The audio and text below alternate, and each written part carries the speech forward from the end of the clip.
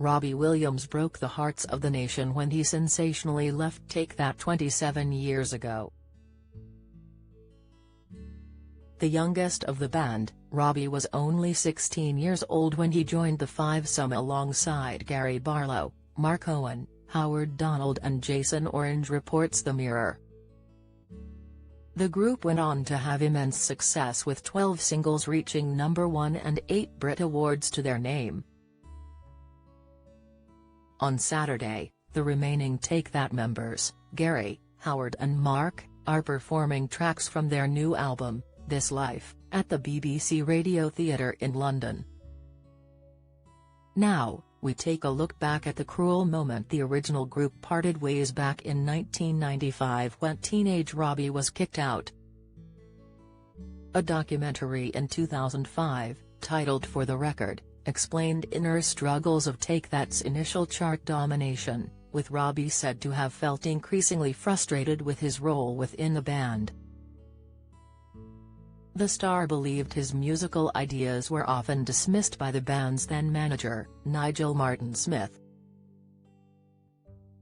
Gary also admitted his bandmate became despondent and stopped offering his thoughts on their new music and simply did what he was told. The Angels singer also later admitted he told his bandmates their upcoming tour would be his last. He explained on BBC Radio 4, "I said to the boys, this will be my last tour. We went for a curry the night before everything happened and we were taking a competition winner for a curry. It mustn't have been a very nice evening for them. I went back to the hotel and got drunk again, got up the next day, went into rehearsals and I wasn't in a very good way." Following his infamous trip to Glastonbury and various missed rehearsals, the rest of the band were left furious when he returned to work, explaining to him exactly what they thought. They felt if he wasn't prepared to commit to what they were trying to achieve, he had to go. Jason was tasked with telling Robbie he was no longer needed as the Take That boys prepared for another huge tour. Robbie said, "During the afternoon, Jason Orange said, 'Bob, we need to sit you down and have a chat. So you're going to leave after this tour and what we've decided is, we think it's best you go now, so we can prove we can do this as a four-piece. What do you think?' That was the opening of the door. That's all I needed." However, it wasn't just fans of the band who were left upset over his departure, but his bandmates were also left heartbroken, with Mark later admitting the last time he'd cried had been when Robbie left the band.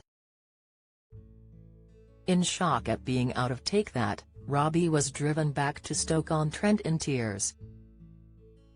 It later emerged by that point the singer was already in the grips of alcoholism. He later admitted, "I was a pathetic, pitiful creature. The first thing I would do in the morning would be to empty the bottle of wine that I had fallen asleep over 2 hours earlier.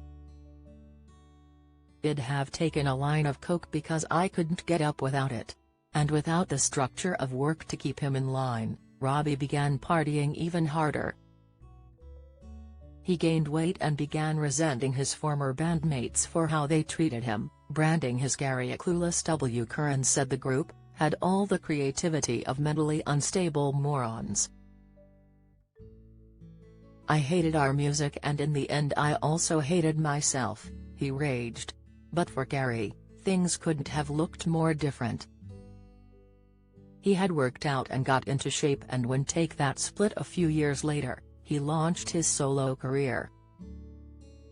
He accused Robbie of being jealous of his £6.5 million fortune earned from his songwriting royalties. "I do wonder if that's the source of his feelings because I probably made 6 times more than they did," he sniped before his debut single Forever Love rode in at #1. But everything changed in a heartbeat with Robbie's breakthrough song Angels. The 1997 song was a huge success and catapulted Robbie to a whole new league of fame. He won 3 Brit Awards and sold 6 million records while Gary was forced to cancel a show at Glasgow's Scottish Exhibition and Conference Centre because of ticketing issues.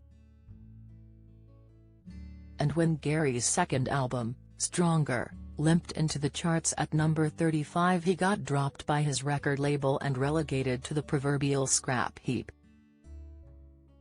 Madame Tussauds even melted his waxwork down.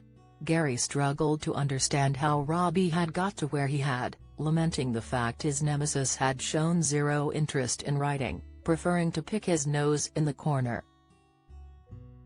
And he knew Robbie would be loving it. "I can imagine the chat they'll be having in Robbie land tonight," he said at the time. The cheers, wolf whistles and belly laughs. "There's no question now, mate, you're the winner, hands down." For Robbie, his success was like a red rag to a bull. And when friends warned him not to throw it all away amid his spiraling battle with drink and drugs, he sniped, "Throw it all away? And see that fat Barlow dance on my grave? No way." Despite his fame, he continued to criticize Gary and take that at every opportunity, admitting, "My problem has always been with Gary. It was always with Gary. I wanted to crush him. I wanted to crush the memory of the band, and I didn't let go. You know, even when he was down, I didn't let go."